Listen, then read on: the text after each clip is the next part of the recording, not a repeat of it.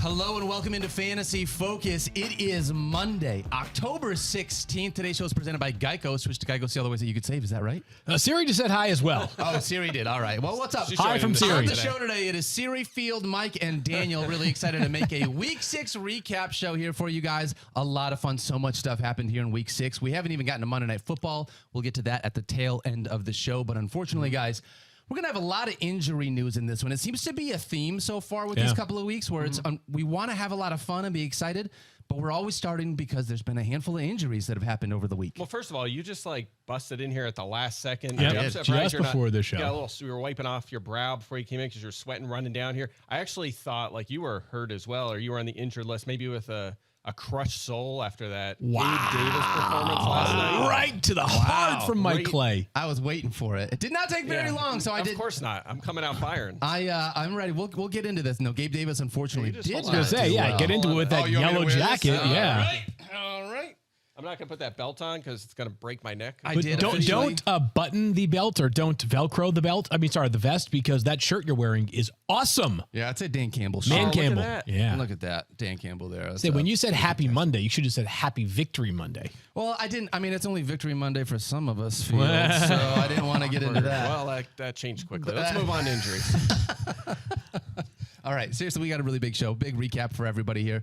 Yeah, but the theme of the day yesterday really was injuries, which we hate to have a show in which like the lead and the most important stuff we talk about are injuries. But yesterday was brutal. It was like every time I looked up, it was another Adam Schefter tweet about somebody being questionable to return or being ruled out. So a dark Sunday in the fantasy football streets. And that's a thing too. Sometimes it's like limps off and then right back in the game. We had a couple of those, but this week there was a Tyreek lot Hill of yesterday. Yeah, there's a couple of those, but I feel like yesterday there was a lot of those. Like they're just ruled out pretty quickly, and we don't like that. Yeah, let's start with Christian McCaffrey. Last week, unfortunately, we found out we were going to be without Justin Jefferson for 4 weeks. This week, as a part of this game, even though Christian McCaffrey got in the end zone for a 15th straight week, he ended up leaving this game early with an oblique and a rib injury. Field Yates, tell me what this is going to mean for Christian McCaffrey managers moving forward. Well, Mike, this was almost one of those where he leaves and then quickly returns. He did, yeah. And then he gets injured again and ends up leaving the game for good. We have zero idea, any sort of timeline here on Christian McCaffrey. This only further underscores the notion that nobody should make a pick in the top 5 of your draft. No, you should just do, what do they call them leagues? Like the zombie league? What are they called? Where you just don't draft at all, and then you just take your whole team from waivers. Right. Vampire leagues. Yes, exactly. So you should only play vampire leagues. And then if you win a game, you take a player off their roster, right? Yes. That's how it works. So obviously we don't know whether Christian McCaffrey will miss time. They play next week on Monday night. So we do have an extra day of recovery time for Christian McCaffrey before they play the Vikings. Let's talk about, though, what life could look like without CMC in that backfield. And you would have thought after the past 3 years in a row, at least 2 out of the past 3 years, when the 49ers have used a 3rd-round pick on Tyrion Davis-Price, then they drafted Elijah Mitchell in the 6th round, and he was awesome as a rookie. You'd be saying to yourself, oh, one of those guys is the next man up.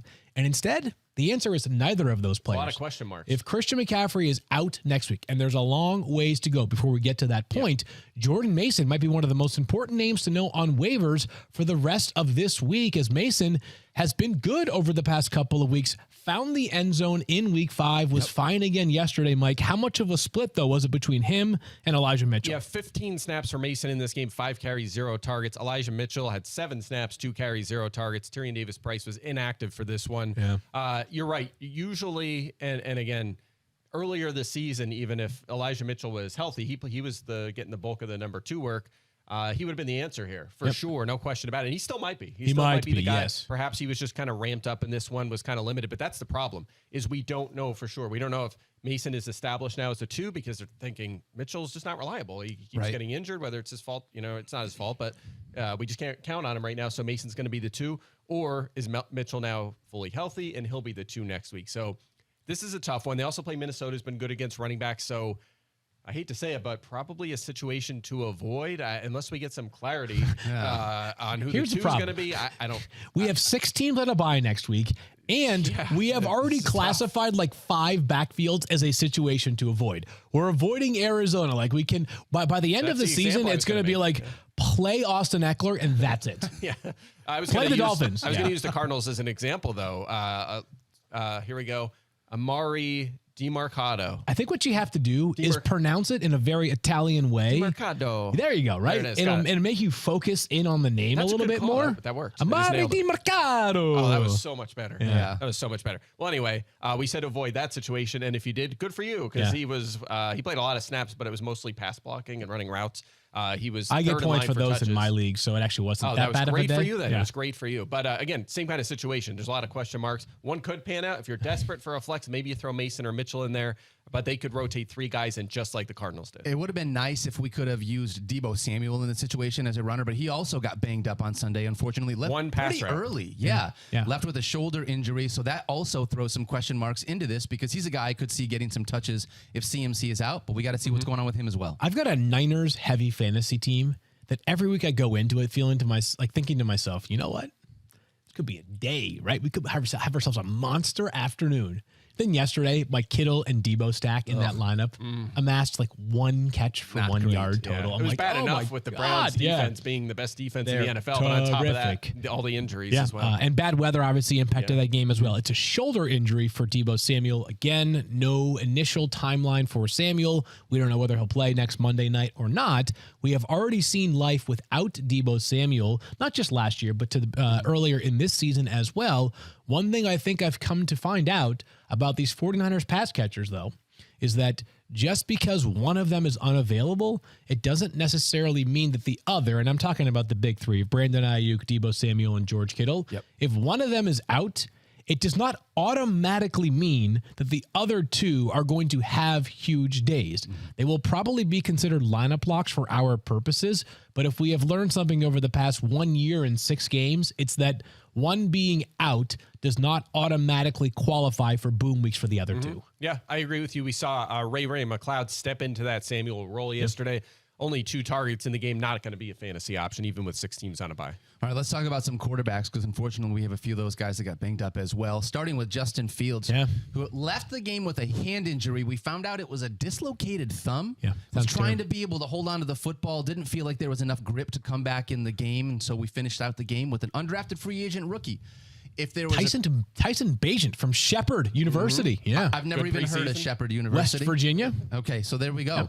This was, I am hoping that we get good news and that it is a thing that we can have Justin Fields back sooner rather than later because I don't know how this is going to work out. There's only one guy that I would want to start on these Bears other than Justin Fields right now. It would be DJ Moore. And if we don't have Justin Fields under center, I don't feel as good about DJ Moore. So something that we have to monitor because that looks like it's going to be something that he's got to work through. So a couple of problems beyond that as well. And they play the Raiders next week, who've actually been better defensively than you might realize this season. We don't know how long Justin Fields will be out, but can you really imagine a right dislocated thumb being good enough to play 7 days later? I'm not Stefania, but it seems unlikely to me. Yeah. And if he does play, you're probably concerned about throwing. Meanwhile, yesterday, prior to the injury, he was playing poorly again. But in a year in which we are finding that there are very few quarterback breakthrough candidates, right? The only clear-cut breakthrough player was Anthony Richardson. He's on IR. Multiply that by the fact that, and get used to this, people, I'm so sorry, 6 teams on a bye next week. There are already limited options. I'm going to ask you guys this because we have 2 more quarterback injuries that we'll discuss. One of them is a starter. One of them is not.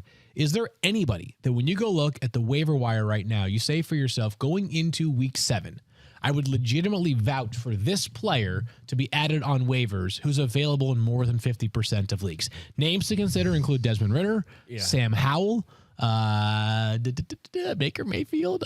I'm trying to give you an option. Ryan Tannehill's probably out. It's not. No, I don't think so. I mean, It's I think tough, right? Is the place you're going here? Would you start any of these guys over Fields if he's active? No, I'm just saying that if you have Justin Fields, it's going to be tough going this week to agreed, potentially replace him, given the fact that there are just so few options available. Yeah, the nice thing is Fields' slow start might mean you have a backup plan in mind. You might have a Brock Purdy or something like that. So that's your ideal scenario. But you're right. Yeah, it's going to be tough. tough. I don't think you're starting Bajan or Nate Peterman, whoever they decide to start here. They have both of those guys on the roster. Bajan did have a rushing touchdown. He had 83 yards on 14 pass attempts.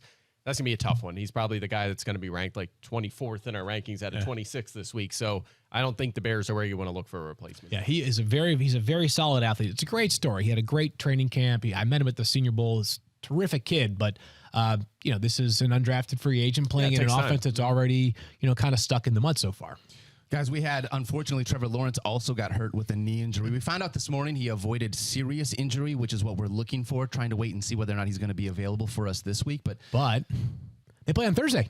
And so you got a short week again to be able to figure things out with, which is going to be frustrating. Yeah, and against a good Saints defense, by the way. Very good Saints defense. So. Not to mention he hasn't been very good this year. 2 finishes better than 15th. They're both against the Colts. And one was this week. He got 9th.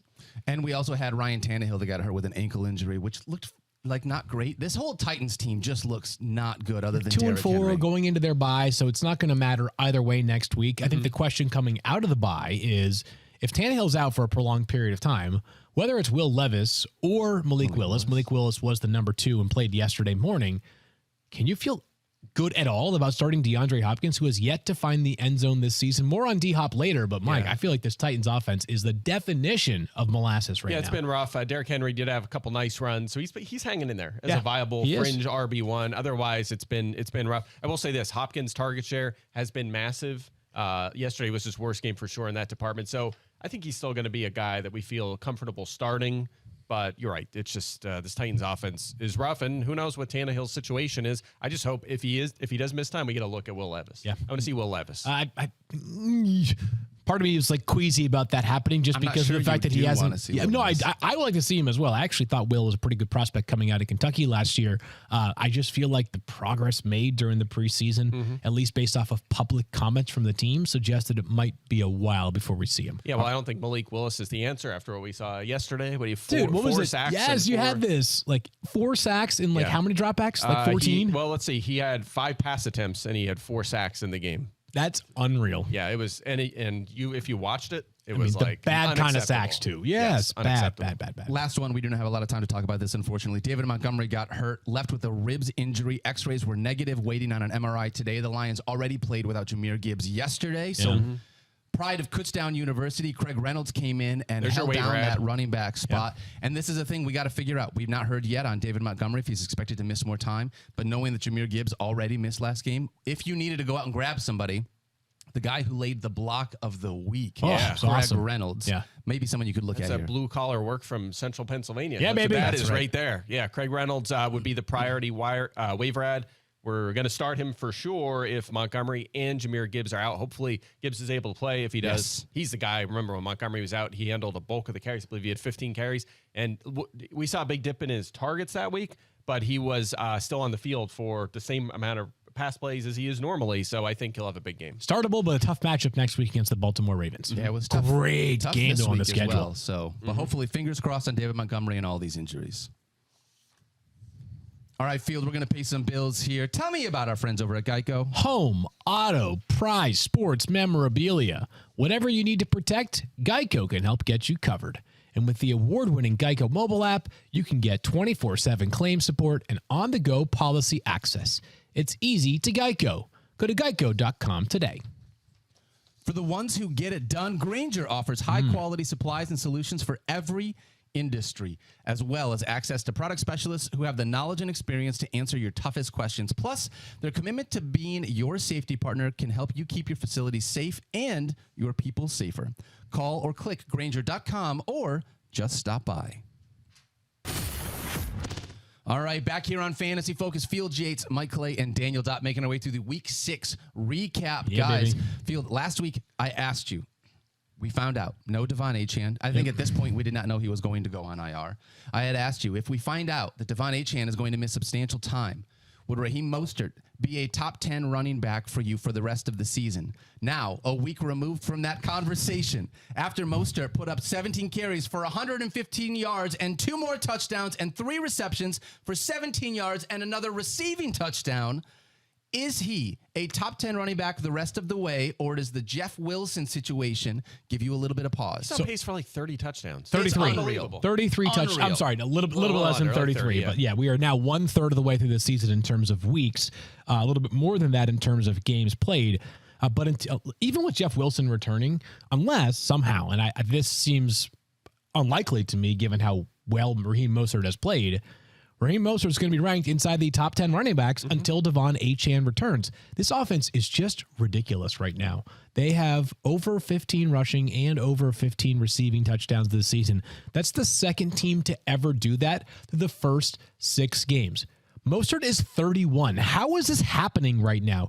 Remember when the Dolphins tried to trade, or at least talked about trading for Jonathan Taylor? Like, it is absurd how great Raheem Mostert has been. Real talk. I think, and the season is far from over, I think Raheem Mostert has been the fantasy football MVP this year. Based off where he was drafted and his performance, and by the way, it might not even be a question mark. Yeah, I agree with you. I mean, obviously, you could have made the case for Nakua a couple weeks ago. He's coming off. And he's very much in the conversation. Yeah, he's still, he absolutely is. But I agree with you. Yeah. I think, Nakua cost you very little. So did Raheem Mostert. He was a late round pick. So the difference no is question. Raheem Mostert plays a position that is inherently much thinner That's a than good call. Nakua does. He's been unbelievable. So yes, until Devon Achane returns, absolutely crank it up every single week with Raheem Mostert. He's the real deal. His speed is absolutely exceptional, and this offense is built to have players like him thrive. Yeah, and he only played 60% of the snaps, and that's that may not change. You might have Jeff Wilson come back, and it might be 50-50, and both guys might be viable starters. So it doesn't matter if we rank Mostert 5th or 15th. He's going to be locked in the lineups, no doubt about it, probably for the rest of the season. You know what, though? Eagles, Dolphins next week, baby. Ooh, Let's go. That's going to be a big one. Is that Sunday night or no? I don't think it is. Okay. Yes, I believe it is. Oh, my Sunday night. God. Yes. That's going to be interesting.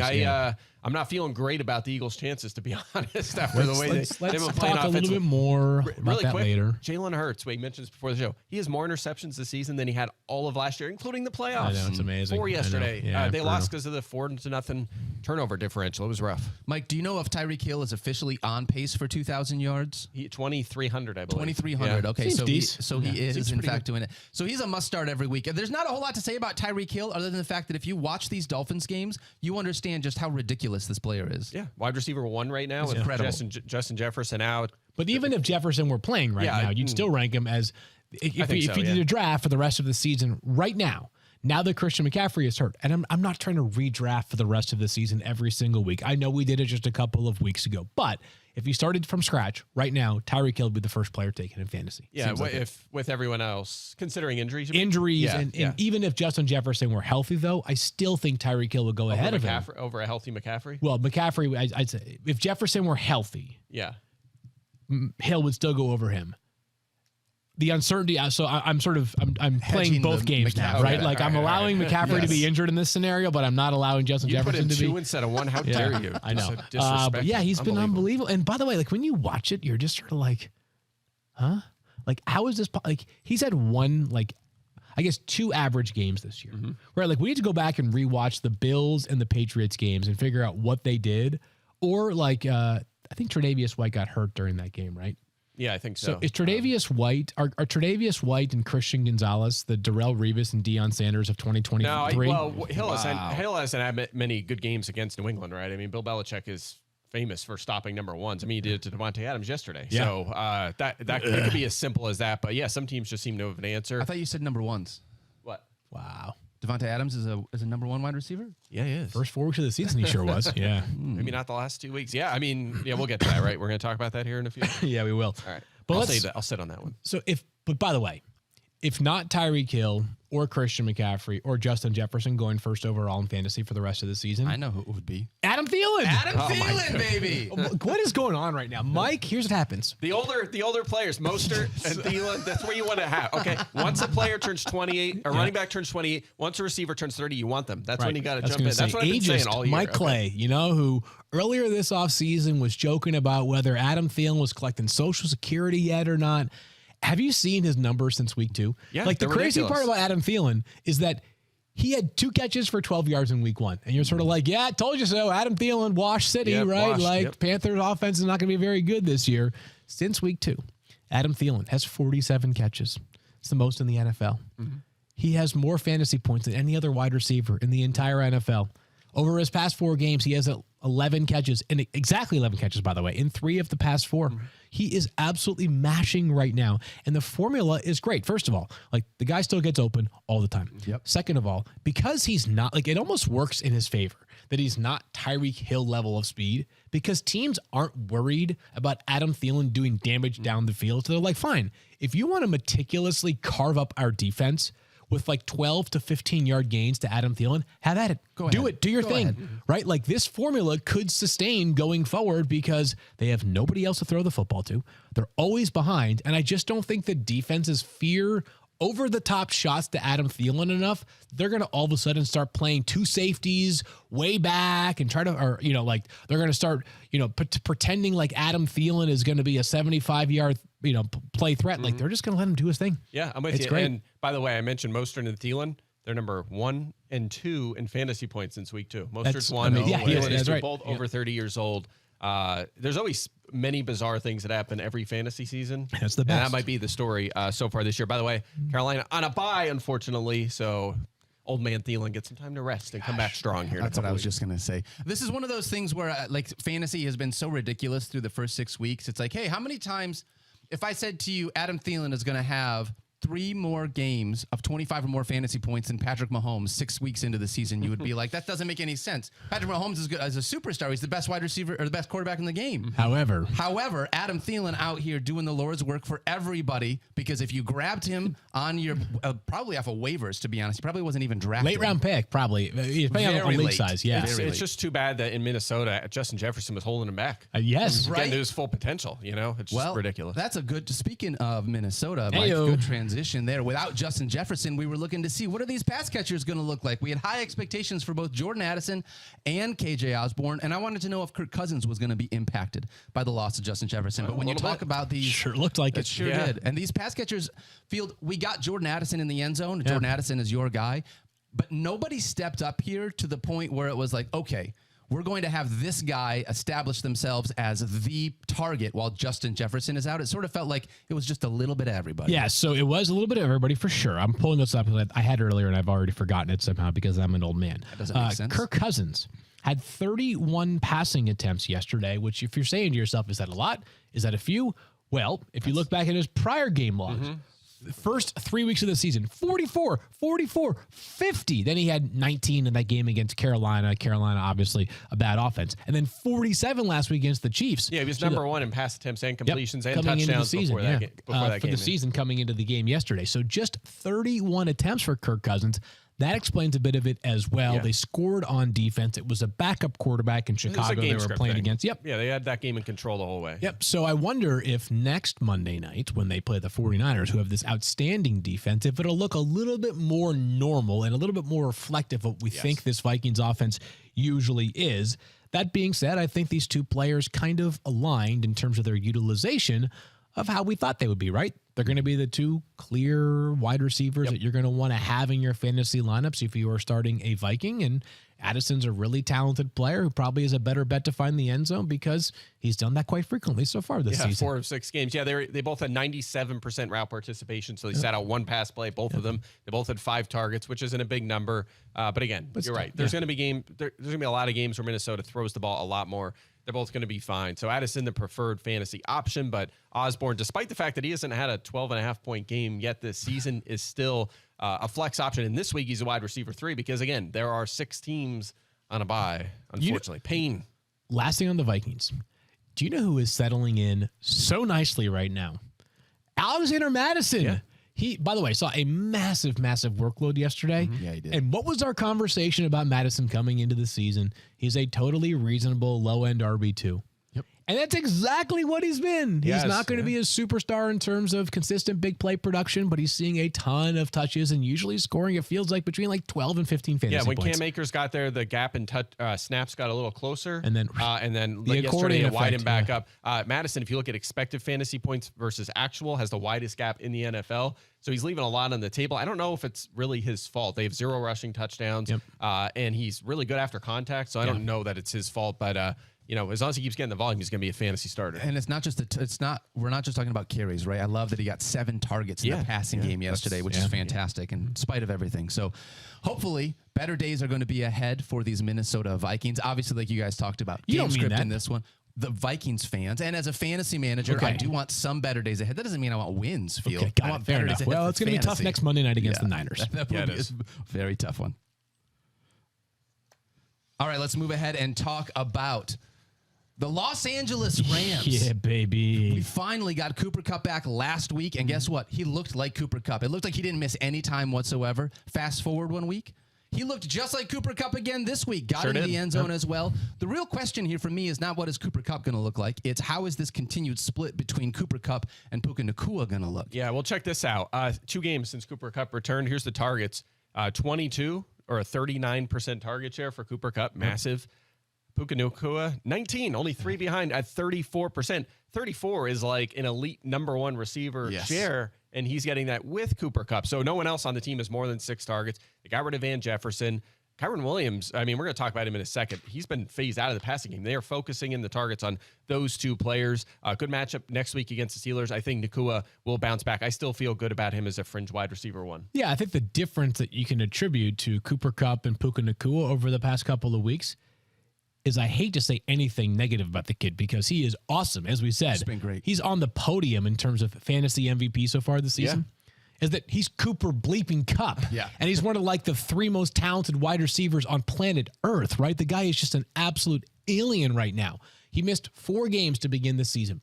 Will Cooper Kupp finish as a top 8 scoring fantasy receiver this year? Yeah, if he's healthy the rest of the way, I do think so. That's I crazy. think he'll get there easily, honestly. How about that? Yeah. So top 5 then? Well, I'm just saying, I think he'll just comfortably get into that mix. Isn't I that don't know where amazing? exactly You can he'll miss a finish, but quarter of the season. Yeah. I'm not talking about points per game, obviously. I'm talking about total points Volume. scored. He could easily get there. 2 years ago, he had 100 more points than any other receiver. Last year, he was on a better pace. the same pace, Yeah. or about the same, roughly the What same a joy pace. it is to watch him. Yeah, he's awesome. Yeah. But again, we've talked about this.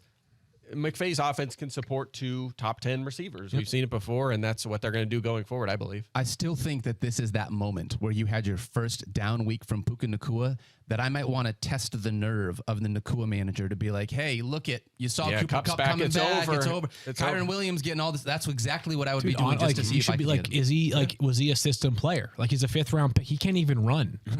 Like you should probably trade him to me. It's like our FF Now I was just conversation gonna about Justin Jefferson yesterday. Yeah, all the negative stuff. You got to list them all out for the person. By the way, hand up. Sorry. I thought Matthew Stafford would have a decent day against the Cardinals. You and me both.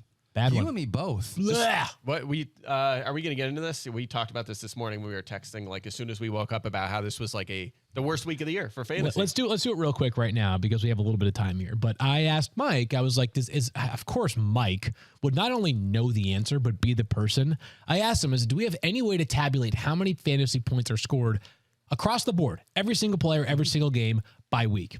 And he was like, oh, yeah, I have that. Give me like 30 seconds and I'll have every single week generated for you. I was like, oh, okay. Of course, that's Mike.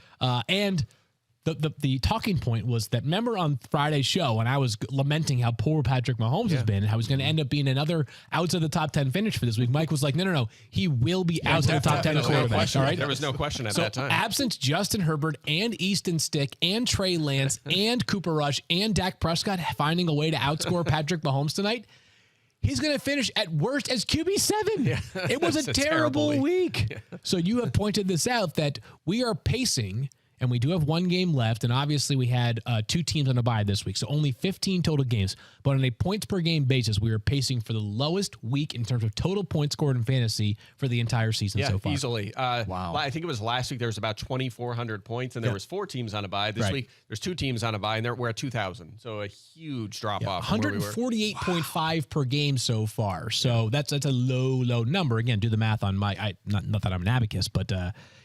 I'm here to tell you that there have been very few fantasy points scored so far this week, and Matthew Stafford contributed to that problem with just 1 passing touchdown against the Cardinals in a matchup that looked pretty savory on paper, and Stafford did not deliver. His running back mate, his backfield mate, Kyron Williams, though, did. And Mike, he's been your guy, and he once again delivered yesterday. Yeah, he crushed it. 20 for 158 and a touchdown on the ground, up to 7th in fantasy points per game this season, but 0 targets. And this is what I want to talk about before. He does have 4 top 10 fantasy weeks. He's played 83% of snaps. That's great, but a lot of it has now become rushing because he has 2 targets in 2 games with Cooper Kupp. That is a gigantic red flag for me. Now, I think that will go up a bit moving forward.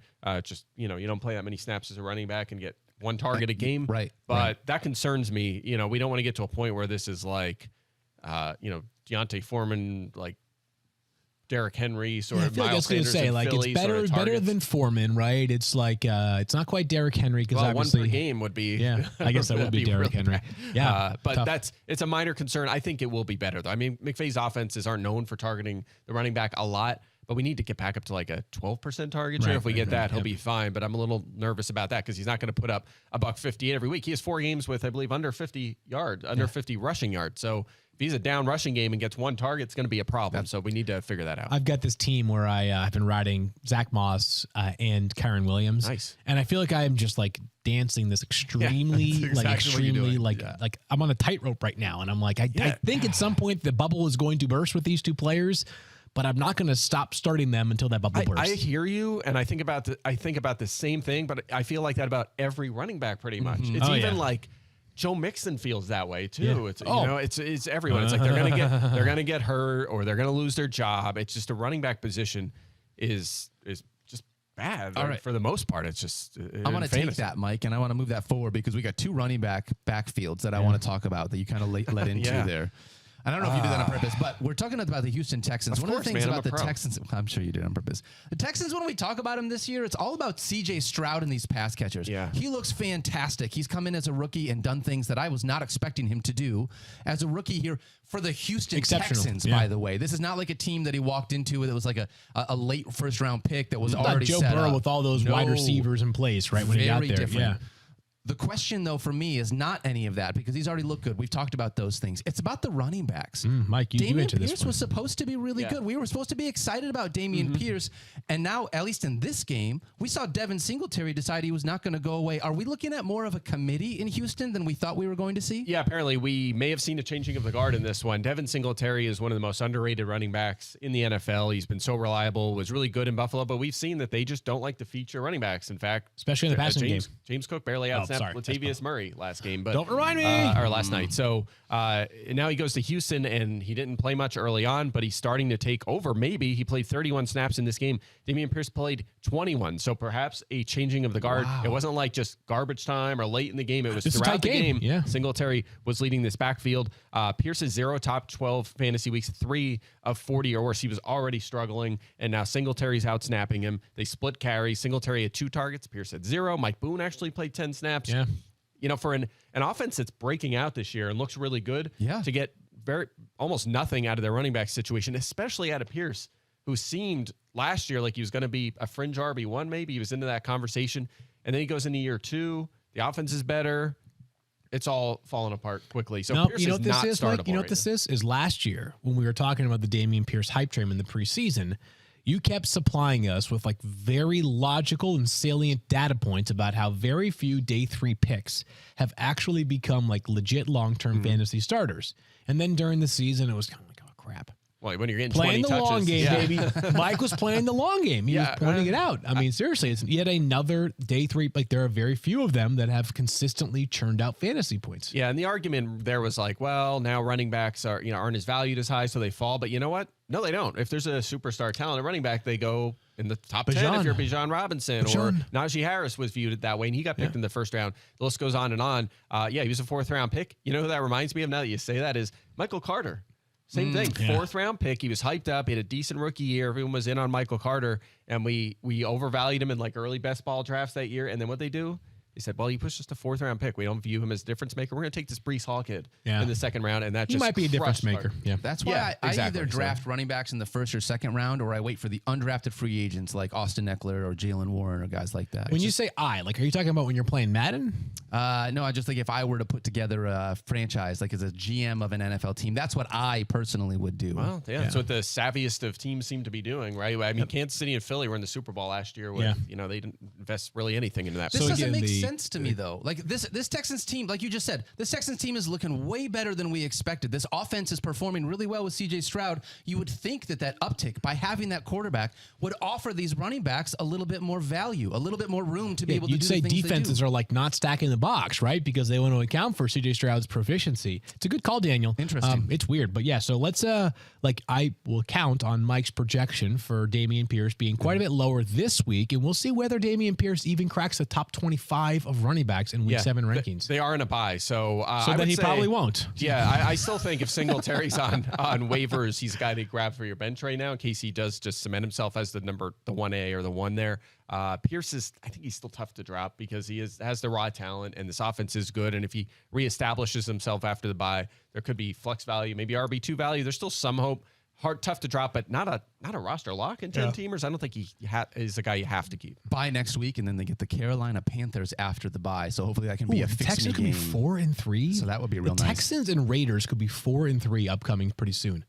How about the frisky? Ridiculous. Frisky. Who did you say the Raiders are playing? Raiders play the Bears next week. Bears. The Bears. Yep. Yeah. All right, let's talk about the Cardinals running backs too. This one I don't really want to do. Same thing. We did that at the beginning, right? We kind of did. You already led into this, Mike. I'm just going to let you finish it out. Use your pronunciation. Amari DiMarcado. Not bad. Not bad. All right, I'll take it. He played 33 snaps and had 2 carries and 1 target. So if you picked him up off waivers and didn't listen to us and put him in your lineup, it was disastrous. Keontae Ingram did cement himself as the one. Well, he would play 26 snaps, but he had 10 carries and 2 targets. Damian Williams was signed 12 snaps, 8 carries, 1 target. It was a 3-headed committee. That might be the case for the next 3 weeks till James Conner comes back. 3+ weeks till Conner is back, who's on IR. Playing Seattle this week, situation to avoid. The Cardinals are playing this all masterfully. So we're now 6 games in, and they've been largely competitive in good chunks of almost every game, and they beat the Cowboys. But now they're 1-5. Like they're trending towards a top 5 pick. This is what you do. You play well enough to get the fans. Like there are other 1-5 teams, like the Patriots, where you're like, is it all over? Have we reached rock bottom? Where do we turn from here? You got the Cardinals where it's like, yeah, we're 1-5, but we're frisky and we might get Caleb Williams next year. Yeah, that's right. It's playing it perfectly. Look, so continue to play these running backs who aren't very good. And you'll continue to lose games, even if you stay competitive for portions of them. They won their Super Bowl. They beat Dallas in a big upset, and now they killed everyone's eliminator leagues. Now you move on. Now you just keep thanks losing. for reminding me of that, Mike. Sensitive subject. Wow. Jeez, Mike Clay. I had them too, so I'm not, making fun of myself here. All right, let's move on here and continue our Week 6 recap and talk about some dud performances. Unfortunately, guys, go ahead, Felix. I was just gonna say, I think it's important, like for people, like when they hear duds, sometimes there is. We're not just trying to highlight these players to tell you that they stunk. They stunk yesterday. It's like, hey, they stunk yesterday. Maybe this is a trend. Is there something that we're going to do about it? Like, does it change our perception of the player? Does it mean that we should consider trading for or away these players? Like, what should we do about these dud efforts? So I wish that I had stuck a little stronger to my guns last week when I had said to both of you, revenge game for Jacoby Myers. I would take Jacoby Myers over Devontae Adams. And you guys were like, that's ridiculous. And I never made us do a board bet on it. You should have done it. I should have made you guys do a board bet on it. Obviously, this is a situation. Jacoby Myers came in and scored a touchdown. That's great. We're here to talk about Devontae Adams. Yeah, he's awesome. This is back-to-back weeks, unfortunately. 4 targets last week, 5 targets this week. That comes after 2 games in which he had 20 targets and 13 targets. Yeah. I don't understand what's going on here where all of a sudden Jimmy Garoppolo just forgot how to throw the ball to Devontae Adams. Mike, I'd like to call on you. Why is this happening? Yeah, I'm not worried. Okay. Look, if there's big quarterback questions here and Garoppolo is going to miss a lot of time and they struggle at quarterback, that's a different conversation. But here's why I'm not worried. We've seen this from Adams before. In fact, we saw last season year, for a month. Saw last year he had a really bad 2-game stretch in which he actually had fewer total fantasy points during that stretch than he did these last 2 weeks. Okay. Next game after that, 34 fantasy points. I believe that was with Jared Stidham under center as well against the 49ers. There's the Chicago Bears next week. So there's that, and there's also they played New England yesterday, and again, New England, Belichick, famous for shutting down number ones. His prior 2 meetings against the Patriots. So yesterday he had the dud 2 for 29. 4 for 28 last year against the Patriots. That was part of that 2-game stretch. And then 6 for 40. He did have a touchdown in that game in 2018. That was the last time he faced Bill Belichick. So that's Packer. He had the touchdown to bail him out, but he had 40 yards, 28 yards, and 29 yards in his last 3 games against the Patriots. I attribute it to that. I think Adams will be just fine. But one final note here. Adams, 4 full healthy games for both of these receivers with Jimmy Garoppolo this year. Adams has 38 targets. Myers has 40 targets. Unbelievable. To your point, He's been awesome. He's been awesome this season. Super productive, effective, high volume. He's been great. I am more disappointed and nervous than you are. There's a part of me that just I'm not seeing the things from Davante Adams, and it's not because of Davante Adams. It's this guy has. I saw it for 4 weeks. Like he was completely mashing for 34 targets his prior 2 games. He's got 2 games over 20 fantasy points. Like we're 6 games into the season, I would expect Davante Adams to have and because of what you're saying, because of that volume. Not that not to play this game all the time, but in one of those games where he was under 20 fantasy points, he scored a touchdown. It was a clear touchdown, and on the field, it was not ruled a touchdown, and the Raiders just didn't challenge it for some reason. They were trying to they were down, so they were trying to move fast and probably didn't want to waste a timeout. But that might change the tenor of this a little bit. He still looks pretty freaky to me. Yeah, and he's still just one of them blue chip guys that he might chat with McDaniels this week, and he might come out and get the Terry McLaurin Week 6 treatment, 5 catches in the first quarter. Yeah. How about that, by the way? We were complaining about McLaurin all last week. Get him the ball. He has 5 catches immediately. We had a red zone question. Well, he catch 5 balls. He had them immediately, and then he ended up with 6 catches for the game. Of course. So frustrating. All right, let's pull up a full screen of some of the other dud performances, unfortunately, that we had this week. When you look at it, obviously DeAndre Hopkins was not fantastic. Yeah, he has yet to find the end zone this season, D-Hop. Yeah. And now that you have a potential quarterback change on the way in Tennessee coming off of their bye, yes, Mike has noted just how ridiculous the volume is, especially relative to all other Titans pass catchers, but I just don't know if this offense is going to be that effective. So trading a player going into his bye, coming off of a 3-point fantasy effort, is tough. This would be one that if you're able to swing a deal, it's brand value, right? It's, hey, this is still DeAndre Hopkins. Maybe you can get a usable piece.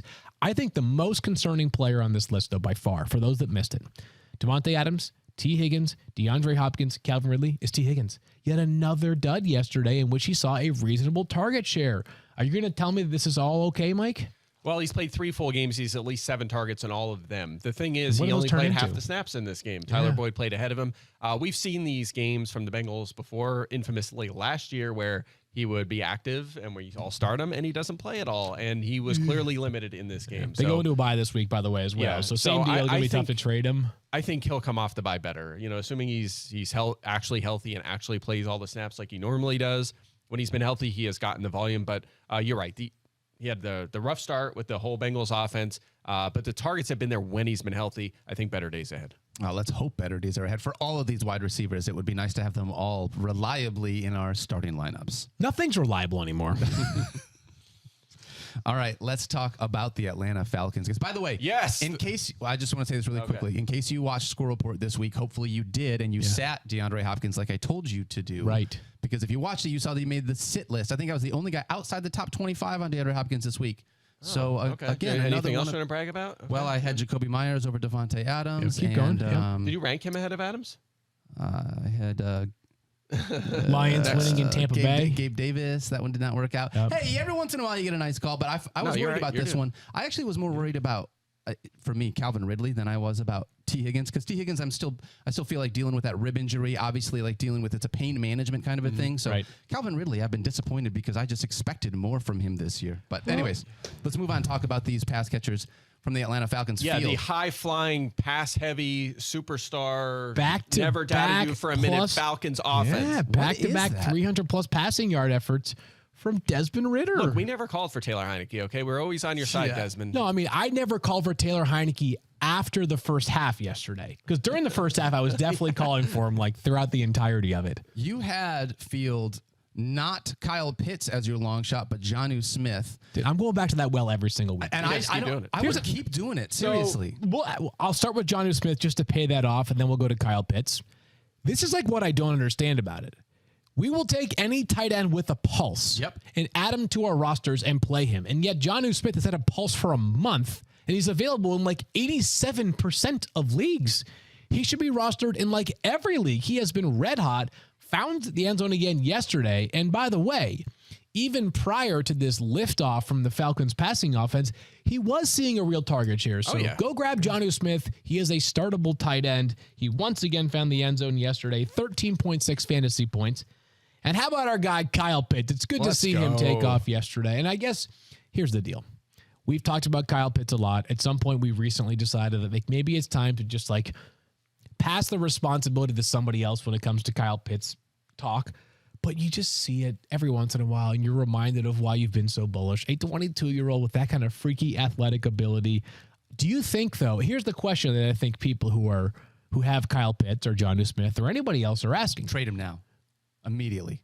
I don't, for who? Like, I would get rid of Kyle Pitts in a heartbeat because of Jonnu Smith. So I wasn't going to ask that question, but that's interesting. We can come back to that in a second. It's that what we have seen from Atlanta over the past 2 weeks is so stark compared to where they were, not just for the first 4 weeks of the season, but for the 4 starts that they had last year with Desmond Ridder under center. Are they going to continue to throw the football a lot? What do you think? Yeah, so I think that it's going to be a game script situation. So if they're controlling a game like they want and they're able to run the ball, and Tyler Allgeier's having better games, and that's where we get in trouble with these guys. The thing is, they just got handled pretty easily at home. The game is in Atlanta, right? The Commanders. The Commanders, not good. And we haven't had a good Tyler Allgeier game since week 1 because they're not a very good team, and they're losing games, and they have to throw the football.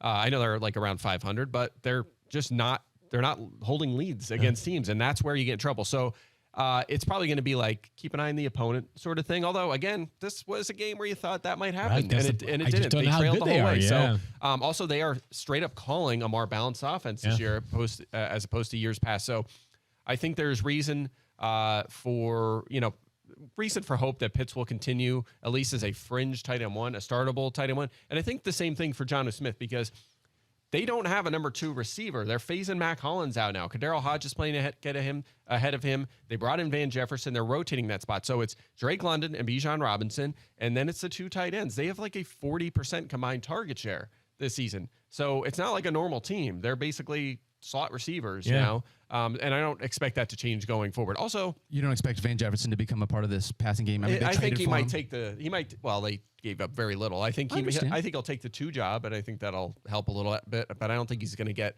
a lot of targets. But Jonnu Smith, he couldn't find the field for the Patriots the last few years. Not the end zone, that's for sure. And the field I mean, he just wasn't on the field most of last year. Did you say Jonnu Smith or Kyle Pitts? Which one of them couldn't find the end zone?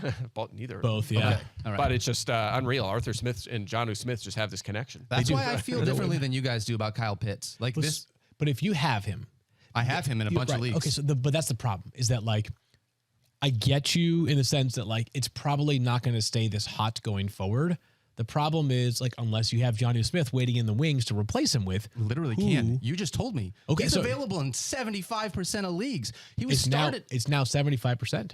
People added him overnight. Is that what you're telling me? Because he was qualified for long shots. It's so weird that we're feeling so good about Jonnu and bad about Pitts. It's all based on expectations because Jonnu's 10th in fantasy points per game.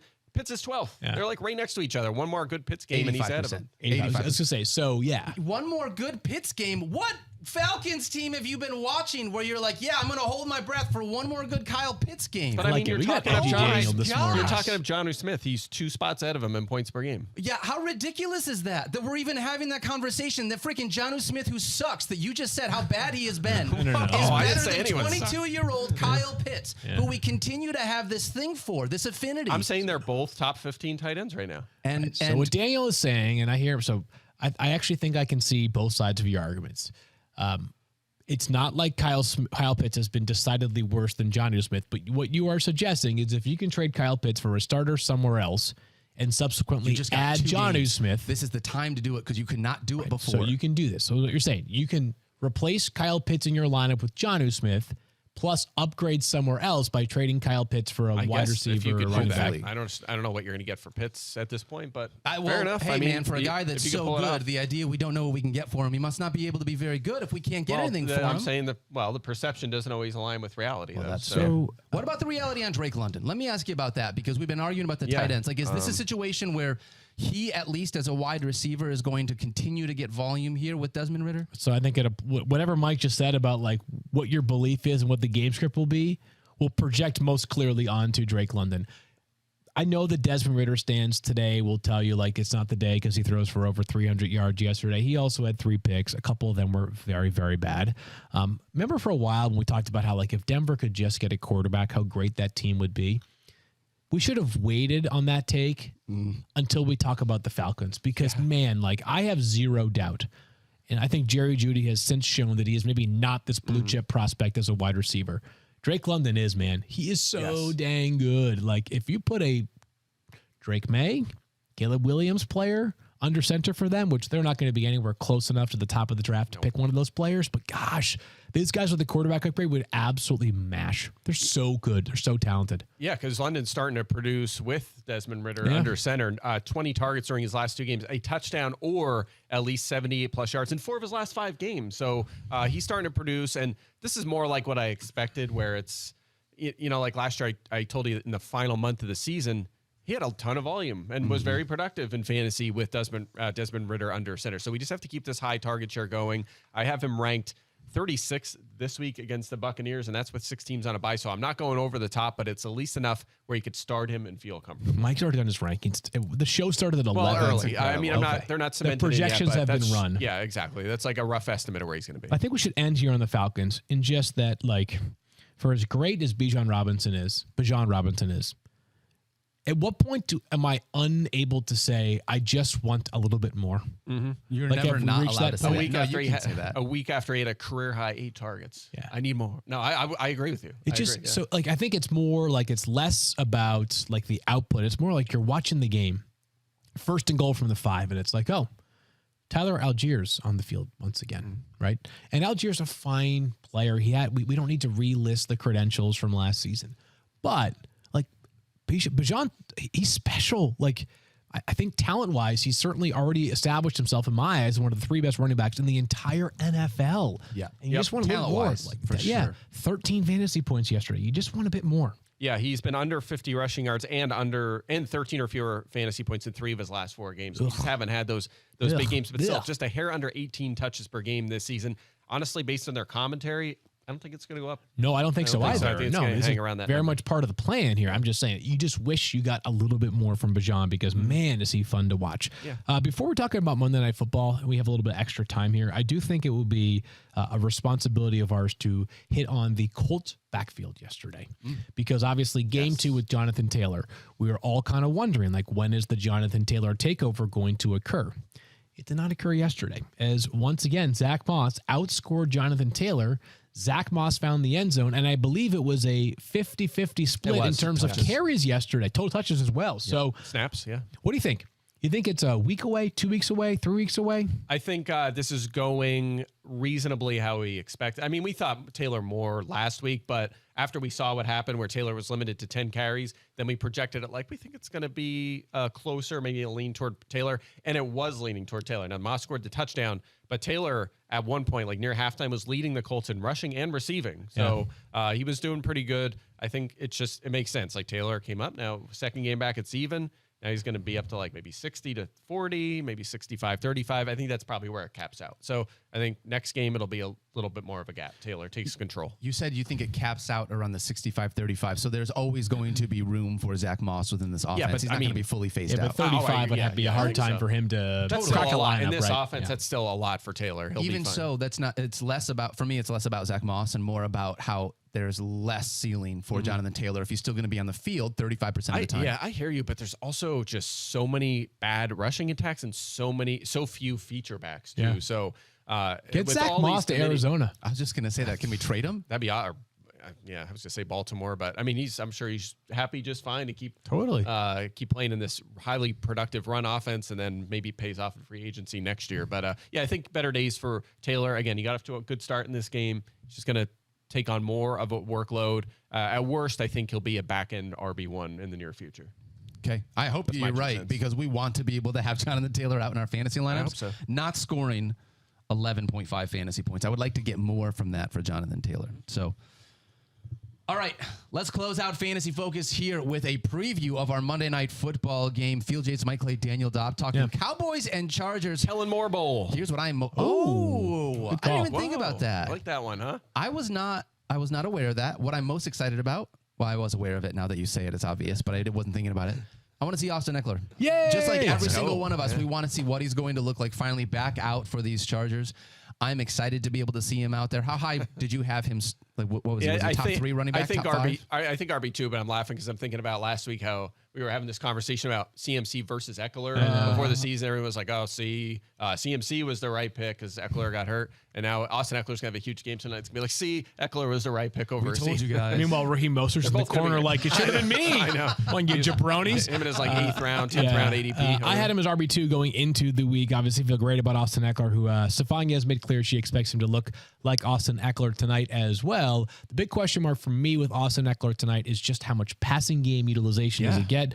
Mike talked about the stat in the games without either Mike Williams or Keenan Allen. We've seen a much different version of Austin Ekeler of late compared to when both of them were available. Yes, a new offensive coordinator. He's played just one game with Kellen Moore as his OC. Was really not much of a factor in the passing game. He crushed it on the ground, though. So we'll see. We still are sort of learning what Austin Ekeler looks like in this system under Kellen Moore. Yeah, I'm really excited about this one, though. Field, he can get to RB2 as long as he scores more than 23 fantasy points to beat the guy that actually Mike just traded to you, Travis Etienne, in the Dynasty. Very nice. Which is nice. Yeah. Very nice. That Mike. went well for you yesterday. Yeah, he looked good Your again. matchup? Yeah, it did. No, I mean, to be honest with you, actually, the funny part is that was when I got tipped between the Mahomes finishing as a top 7 quarterback at worst, and in our dynasty league that we play in, there's 12 of us, and it's victory points. Yeah. And I normally earmark like 125 and above, I think is a pretty solid chance of being a top 6 scorer. Anything below that, I think, is iffy. I'm at 111 this week, and I think if the projections hold, I'll be 4th. So I'll lose my head-to-head matchup, but win on victory points and go 1-1 for the week. So people yesterday watching the game, and it's like, oh man, all my guys are busting. It's going to be disaster. And then they check their score. Yeah, like, they're going to win I'm up by 12 points. I might win like a pillow fight in the Veterans League. I might win like 95, 93, depending on how things unfold tonight for Jake Ferguson. On the Cowboys side, by the way, this to me is an opportunity. It's not make or break, right? In the sense that like I don't think that many people have been riding Dak Prescott as their weekly starter. And I think if you if you've made it this far with Dak as your starter and you're continuing to do so, it's because you feel as though your roster elsewhere is just so good that it doesn't matter who is your starting quarterback. But for a guy who has not yet reached 20 fantasy points this season, on paper, this looks like his best opportunity to do so against a Chargers defense. The question I have is, coming out of the bye, will this Chargers defense be any better than it has been so far? On paper, it looks like a pretty good defense in some ways. On the field, it often does not look like one, Mike. Yeah, I'm with you. Same with Tony Pollard for that matter. Yeah, I'm with you. I would like to see a Cowboys game without garbage time, like a full normal game. Like play one normal game so we could see what max end Tony Pollard looks like, and a full game of healthy target share for CeeDee Lamb. That would be nice because every game they've played so far has been decided by at least 12 fantasy points, and that was their loss was the one that was the closest to 12. All their wins have been blowouts. Right? So yeah, 12 real points. I mean, so hopefully this will be a closer game. And by the way, let's not forget about our guy Justin Herbert, who's the number 1 fantasy quarterback this year on a points per game basis. Defense, Another chance here to throw the ball a lot. I want to throw this at you guys. Tony Pollard has been struggling lately. This is his point total to start the season. Yeah, don't do it. 21.2. That was nice. Yeah. 16.4. Rested late, like all these games. Yeah. 13.6. Yep. So drops a little bit more. Then 7.5. Then 6.4. He's scored fewer points in every single game that he's played so far this year. So are you taking Tony Pollard over or under 6.4 fantasy points? I'm going to go over 6.4. So he's going to trend back up in the right direction. This is not what I have been expecting from Tony Pollard, especially because he's still getting passing game usage here. I've talked about this. Deuce Vaughn and Rico Dowdle are getting so much work in the second half because the games are 30-point gaps, and that's really happening. CeeDee Lamb, same kind of thing. Target share way down in the fourth quarter. Tony Pollard's usage way down in the fourth quarter. One of the best games you just mentioned was the game against Arizona, where he had to play the whole game because they were trailing, trying to carries, come back. 122 rushing yards, 3 receptions. Play a normal game, Dallas, and we'll get Pollard. I think he's on the cusp of a huge game. And being a certified top 5, maybe top 3 fantasy running back if they would just play closer games. We need to, before we go, spend some time talking about Michael Clay's T-shirt. Yeah, How do we let this go for the first almost full hour? 55 burgers, 55 fries, 55 tacos, 55 pies, 55 cokes, 55 tater tots, 100 pizzas. Oh, okay. Yeah, you just have to watch the clip. My gosh. So where did you find this T-shirt? On the internet? I found it on Amazon.com. Amazon.com. Yeah. All kinds of great, I think, usually merchandise. We're allowed to promote this other show, the show merchandise. Yeah. That's just a fun show. Go watch it. It's super dumb. It's very dumb and very fun. fun. It's like That sounds like us, though. It does sound We're like super us. dumb, but That's why pretty fun. it fits so perfect. Yeah. Oh, you know, right. we need to talk about our Halloween plans, by the way. Oh, we the do show. need to do that. We It's do on a need to do that. Tuesday, I think. On a Tuesday? Ooh. Let's see. Can you make some time? Wednesday or Monday. I'm gonna Maybe- go. I'm gonna dress as Kyle Pitts, I think, So or you're- just like as a zombie because he's trying to come back to life. Ooh, that could be Thinking good. of So you were gonna It's say kind like of you a weren't thing. gonna show up or something like We that. love you guys. Thank you so much for He's been hanging out showing with up us. late. Good luck, Mike, everybody. back-to-back We'll see you on zingers to start and Tuesday. finish the show. Later, guys. I have a plan, so we need to do it. Yeah, Dress up I'm Monday in. or Wednesday. We gotta How make about a we call. dress on up this. Monday and Wednesday?